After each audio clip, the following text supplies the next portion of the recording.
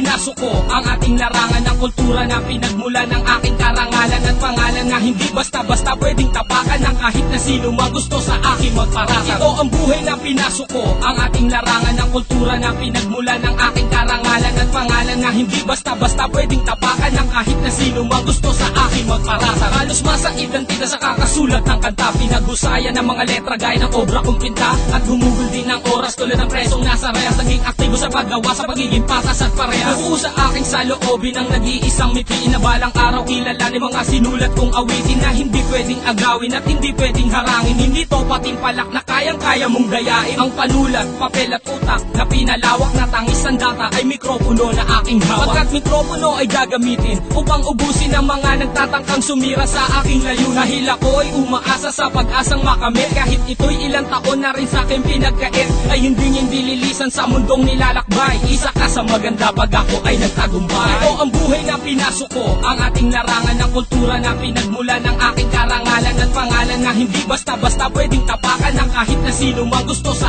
aking magparatang. Ito ang buhay na pinasok ko ang ating larangan ng kultura na pinagmula ng aking karangalan at pangalan na hindi basta-basta pwedeng tapakan ng kahit na sino magusto sa aking magparatang. Hindi nagbago ng prinsipyo sa sariling kalidad, nagtiwala sa sarili mula sa mura kong edad at dala ng pagkabata ang mga munting konsepto na hindi pinapanigan ng mga maling aspeto ng ating musika. Kahit nag-iiba ang klima, kung sinasandalan ay gumagawa rin ng sistema na mali. Ang tema ay hindi dapat parisan, nagtiyaga ako magsulat kahit ako'y pinapawisan. Ang puhunan ko dito ay pawis, pagod at dugo na sa hangaring mata mo. Hindi ako uuwing bigo pagkat ang dila ko ang panahon na rin ang siyang humasa na kayang-kaya sumabay sa kahit sinong dalubhas. Naging bihasa sa paggamit habang sa mic ako'y kumapit. Halika muna at lumapit at sumabay sa aking awit. Hindi ito klase ng lyrics na kaya mong tawanan at hindi ako yung tipo na kaya mong tapakan. Ito ang buhay na pinasok ko ang ating larangan ng kultura na pinagmula ng aking karangalan at pangalan na hindi basta-basta pwedeng tapakan ng kahit na sino magusto sa aking magparatang. Ito ang buhay na pinasok ko ang ating larangan ng kultura na pinagmula ng aking karangalan at pangalan na hindi basta-basta pwedeng tapakan ng kahit na sino magusto sa aking magparatang.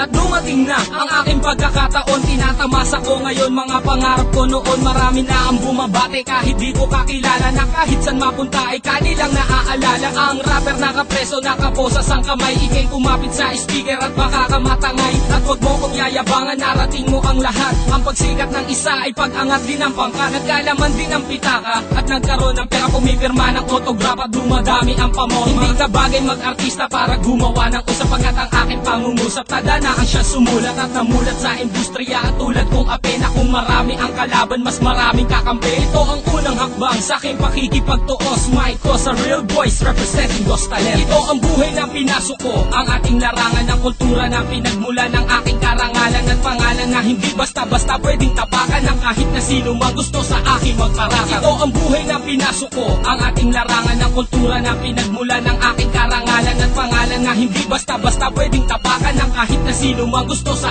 aking magparatang. Ito ang buhay na pinasok ko ang ating larangan ng kultura na pinagmula ng aking karangalan at pangalan na hindi basta-basta pwedeng tapakan ng kahit na sino magusto sa aking magparatang. Ito ang buhay na pinasok ko ang ating larangan ng kultura na pinagmula ng aking karangalan at pangalan na hindi basta-basta pwedeng tapakan ng kahit na sino magusto sa aking magparatang.